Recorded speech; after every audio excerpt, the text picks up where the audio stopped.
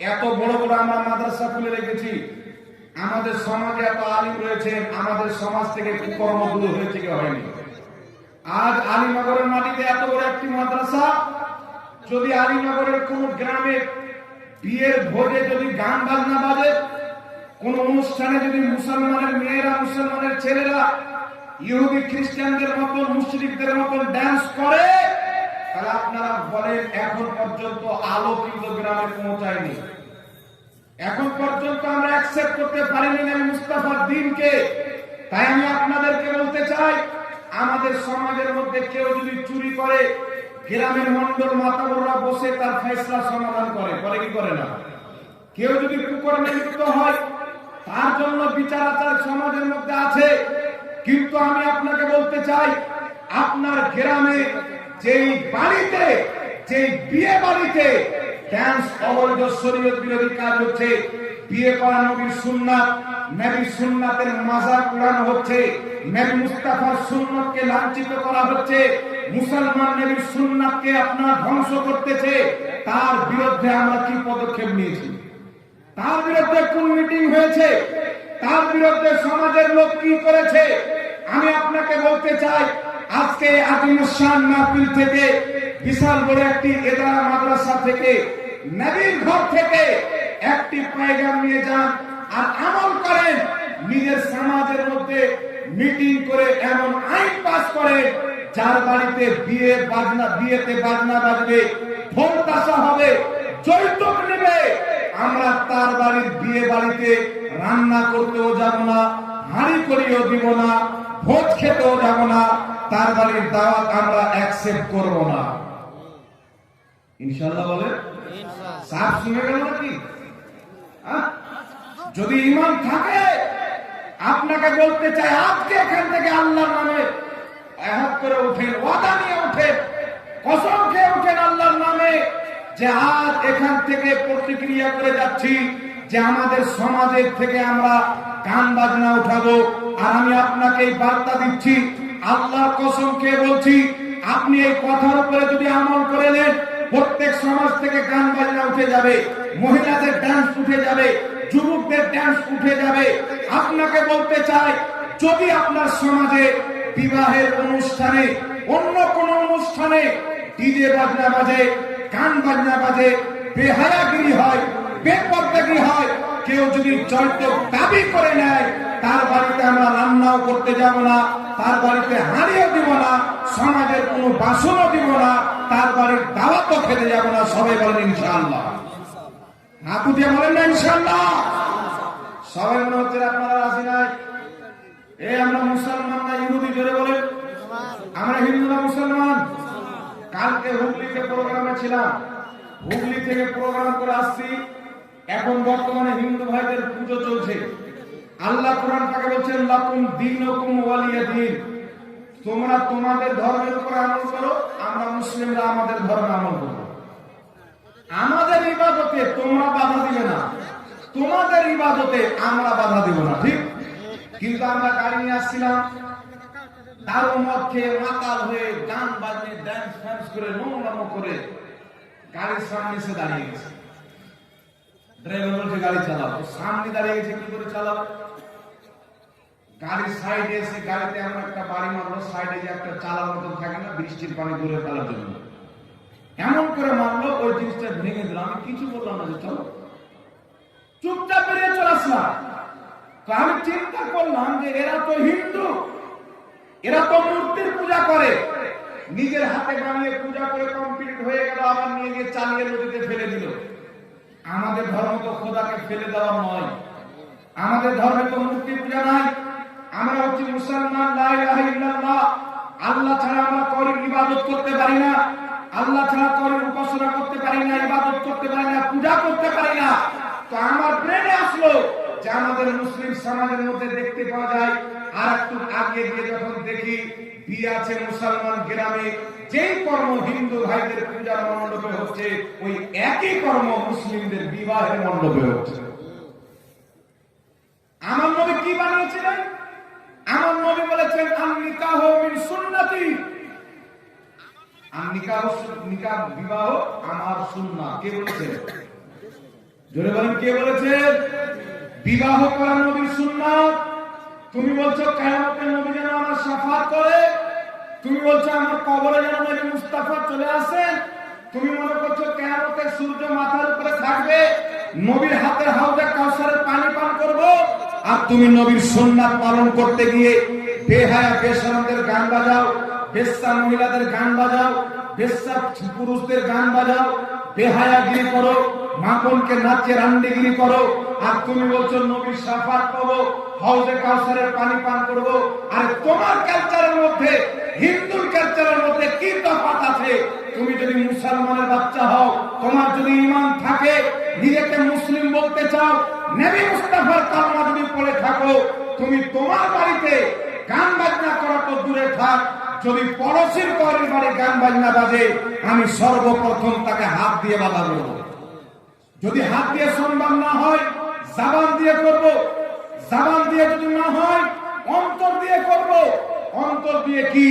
পড়োশির বাড়িতে, গ্রামের কোন বাড়িতে মেয়ের বিয়ে হচ্ছে, দাবি করে যৌতুক নিচ্ছে, দান নিচ্ছে, আমরা খবর পেলাম, এটা আমার নবী বিরোধী আমল, এটা আল্লাহ বিরোধী আমল।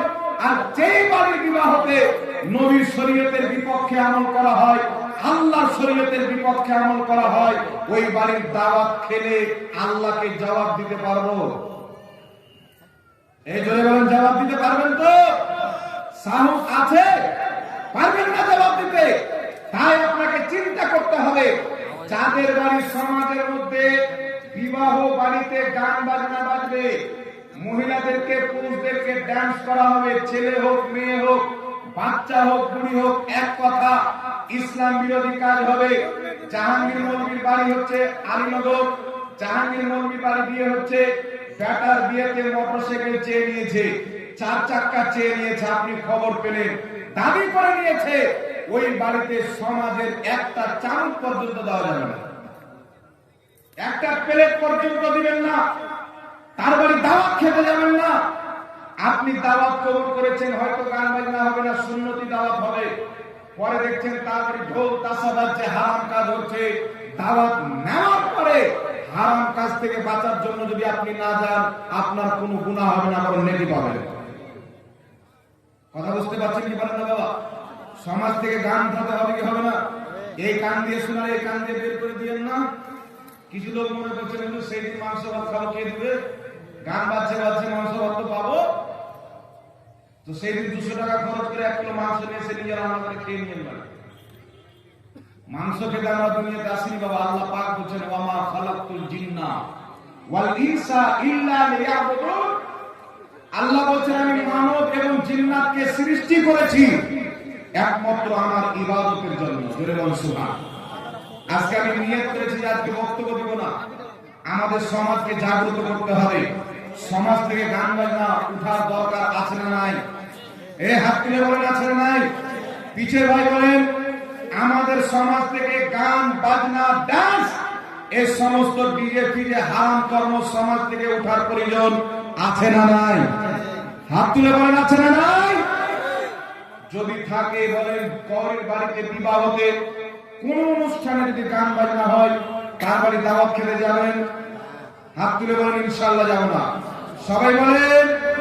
আর যদি আপনার আত্মীয় স্বজনের বাড়িতে হয়, আপনি তাকে বুঝাবেন, ভাই তুমি আমার চাচা হলে, তুমি আমার শ্বশুর হলে, তুমি আমার দুলাভাই হলে, তুমি আমার সম্বন্ধী হলে, শুনো, গান বাজনা যদি বাজে তোমার বাড়ি দাওয়াত খেতে যাব না। আমি একজন মুসলমান, গান বাজনাকে আমার নবী হারাম করেছেন, আমার নবীর বিরুদ্ধে আমি কোনো কাজ করতে পারবো না। বুঝাতে পারবেন তো ইনশাআল্লাহ? বুঝার পরে বুঝে নিন আলহামদুলিল্লাহ, না বুঝলে তার বাড়ি দাওয়াত খেতে যেন না।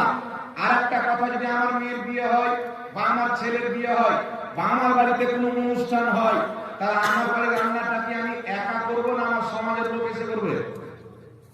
এই জন্য বলেন, অনেক জায়গাতে সমাজের লোক হয় না। তো যদি করের বাড়িতে বিবাহ মণ্ডপে গান বাজনা শরীয়ত বিরোধী কাজ হয় এবং দাবি করে যৌতুক নেয়, তাহলে তার বাড়িতে আপনি রান্না করতে যাবেন? এই জন্য যাবেন? তার বাড়ি রান্না করতে যাওয়া যাবে না।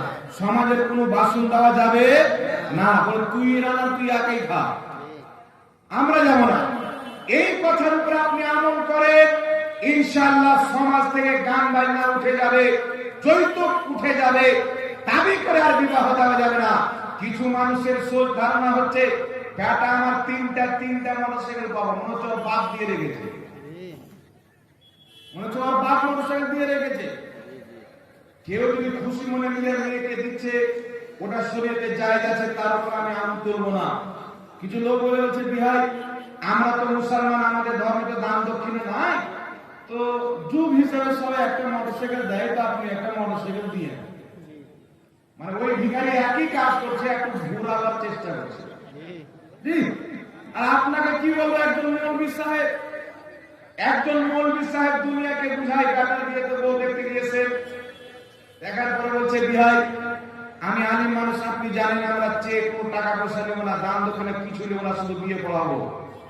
তবে আমার বেটা একটা চাকরি করে যাওয়া আসাতে কষ্ট হয়, একটা 4 চাকা তো দিতে হবে। মৌলভী সাহেব চিন্তা করছেন, মৌলভী সাহেব এর দিকে পাওয়াকে বাড়িয়ে দিয়েছে। এত নোংরা সমাজ আমাদের হতে চলেছে বাবা। আমাদের ধ্বংসের কারণে একটা নয়, আপনি তাকিয়ে দেখেন আজকে ফিলিস্তিনের মাটিতে কি হচ্ছে, লেবাননের মাটিতে কি হচ্ছে, জর্ডানের মাটিতে কি হচ্ছে। যেই দিকে তাকাই মুসলমানকে মারা হচ্ছে, যেই দিকে তাকাই মুসলমানকে কমজোর করা হচ্ছে। আজ থেকে 100 বছর পূর্বে চলে যান, যখন মিয়া ভাই নামটা শুনে নিত, তাদের অন্তরে এমন একটা খব, একটা ভয় তৈরি হয়ে যেত যে মুসলমানকে দেখে রাস্তা চেঞ্জ করে নিত। কারণ তাদের ঈমান ছিল, তাদের মধ্যে লড়াই করার একটি জাজবা ছিল। আমরা দুনিয়ার মুখী হয়ে গেছি, জিহাদের জাজবা আমাদের অন্তর থেকে বেরিয়ে গেছে। এখানে যদি 10টা মুসলমানকে বলা হয় জিহাদ করতে যেতে হবে ফিলিস্তিন, চলো বলে হুজুর আমার কাম আছে, কাউকে নিয়ে যাও, বিভিন্ন রকমের বাহানা হবে, এগুলো আমাদের মধ্যে নাই বাবা। রাসূল করিম সাল্লাল্লাহু আলাইহি সাল্লাম বলেন এমন একটা জামানা আসবে কাফিররা তোমাদের উপরে চেপে বসবে। কেন? সাহাবা বলছেন হুজুর কেন, আমরা কি কমে যাব? রাসূল বলছেন এখন চাইতে 1000 গুণা বেশি সংখ্যা হবে। এখন মুসলমান যে আছে নবীর জামানায়, রাসূল বলছেন এই জামানার চাইতে বেশি সংখ্যক মুসলমান থাকবে, তবে কাফির এই জন্য চেপে পড়বে তোমাদের মধ্যে থেকে জিহাদ করার যে একটা জাজবা, ওই জাজবাটা বেরিয়ে যাবে, ওই জিনিসটা থাকবে না, তোমাদের অন্তরে দুনিয়া ঢুকে যাবে। রাসূল করিম সাল্লাল্লাহু আলাইহি ওয়াসাল্লাম বলছেন আমার ইন্তিকালের পর তোমরা কোনদিন শিরক করবে না, তোমরা শিরকে লিপ্ত হবে না। তবে আমাকে এই কথার ভয় আছে, তোমরা আমার ইন্তিকালের পর দুনিয়াদার হয়ে যাবে। ঠিক আছে, তোমরা আমার ইন্তিকালের পর দুনিয়াদার হয়ে যাবে, শিরক তো করবে না, কিন্তু তোমরা আমার ইন্তিকালের পরে দুনিয়াদার হয়ে যাবে। আজকে ব্রাদার ইসলাম যদি